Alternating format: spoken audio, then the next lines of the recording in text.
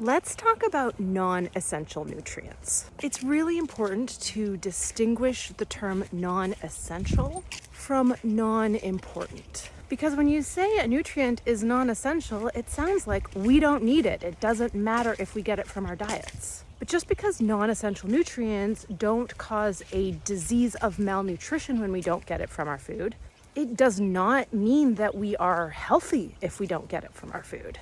Non-essential nutrients are still important. I'll give you a couple of examples. Fiber is a non-essential nutrient. The more fiber we eat, the lower our risk of cardiovascular disease, type 2 diabetes, colon cancer, and diseases of the gastrointestinal tract like diverticular disease, inflammatory bowel disease, and irritable bowel syndrome. And for every 10 grams of fiber we add to our diets daily, we reduce risk of all-cause mortality, a general indicator of health and longevity, by 10%.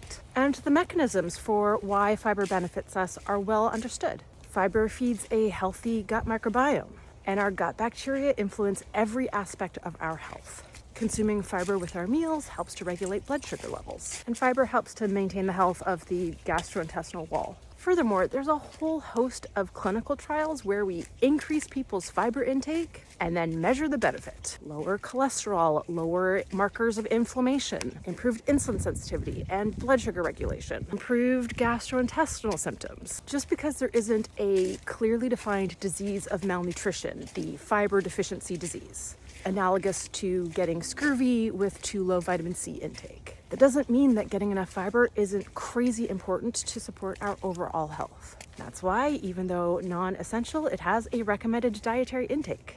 It's 14 grams per 1,000 calories. So if you eat a 2,000 calorie per day diet, you should be aiming for 28 grams of fiber.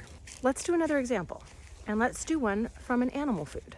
The long-chain omega-3 fats, docosahexaenoic acid, DHA, and eicosapentaenoic acid, EPA, are non-essential but very important. The omega-3 fat that is labeled as essential is the shortest omega-3 fat, alpha-linolenic acid, ALA. And the reason is because technically our bodies can convert any omega-3 fatty acid to any other omega-3 fatty acid.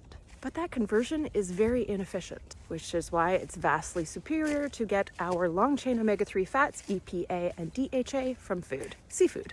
These fats are super important for cardiovascular health, neurological health, and immune health. So we know that the higher your long-chain omega-3 fatty acid intake, or the higher your seafood intake, the lower your risk of cardiovascular disease, age-related cognitive decline, and neurodegenerative disease like Alzheimer's disease.